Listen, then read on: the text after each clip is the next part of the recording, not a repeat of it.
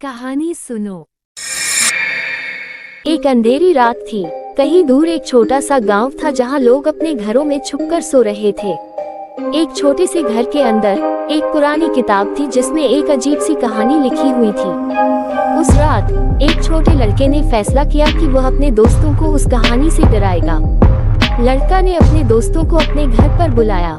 सब लोग बैठकर सुनने के लिए तैयार थे और तभी उसने कहा, कहानी सुनो। कहानी शुरू हुई थी एक पुराने हवेली में जिसमें एक भटकती आत्मा रहती थी। उस हवेली में अंधेरा छाया हुआ था और कुछ अजीब चेहरे दिखाई देते थे जो सबको डरा रहे थे। दोस्तों ने ध्यान से सुनना शुरू किया। उनकी आंखें डर के मारे बड़ी हो गई थी। लड़का ने कहा, वह हवेली बिल्कुल यहाँ की तरह है, भूतों का घर। कहानी के बीच में लड़का ने आवाज बढ़ाकर कहा और वहाँ से अचानक एक भयानक चीख सुनाई दी, जैसे कोई भूत रो रहा हो।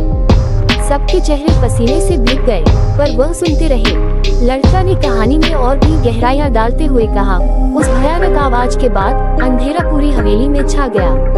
कुछ लोग तो डर के मारे वहां से भाग गए। दोस्तों की आंखों में डर का इजहार था, पर वह सुनना नहीं छोड़ते थे। लड़का ने कहानी को और भी खतरनाक बनाने के लिए एक छुपा हुआ कमरा और एक पुरानी तस्वीर का जिक्र किया। जैसे ही वह तस्वीर दिखाई दी, किसी ने एक हल्की सी हिचकी भी ली। कहानी का क्लाइमैक्स होने की तरफ बढ़ते हुए लड़का ने कहा, और फिर वहां से अचानक किसी ने कहा, कहानी सुनो। सबके चेहरे पर हैरत और डर का व्यापक छाया था।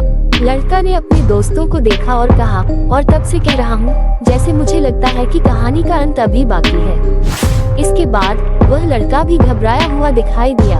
दोस्तों ने एक दूसरे को देखा, फिर छुपकर रोने लगे। कहानी का प्रभाव इतना गहरा था कि वह सभी भूल गए कि वह सिर्फ एक कहानी सुन रहे थे। लड़का ने मुस्कुराकर कहा, और यही है वह हवेली जो इस कहानी में है। कैसी लगी कहानी? सब लोग एक दूसरे को देखते रहे। फिर एक दोस्त ने हंसकर कहा, यार तूने तो हमें डरा ही दिया। सच में लग रहा था जैसे कोई हमारे पीछे खड़ा हो। लड़का ने भी हंसकर कहा, मुझे भी तो डर लग रहा था जब मैं ये कहानी सुन रहा था। दोस्तों ने एक दूसरे को हंसते हुए घर छोड़ने का फैसला किया। अंधेरी रात में वे सभी अपने अपने घरों की ओर भागे। लड़का ने देखा कैसे उसकी छोटी सी कहानी ने उन सभी को डरा दिया था। फिर वह लड़का अकेला बैठकर मुस्कुराया। उसने समझा कि कहानी सुनाना एक अलग ही मजा है, और किस तरह उसने अपने दोस्तों को कहानी में खो दिया था।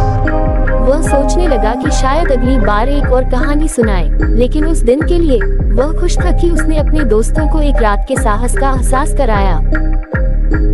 उम्मीद है कि आपको ये कहानी पसंद आई होगी। कृपया हमारे चैनल को सब्सक्राइब करें और सभी अपडेट्स के लिए बेल आइकॉन जरूर क्लिक करें। मिलते हैं अगली दिलचस्प कहानी के साथ।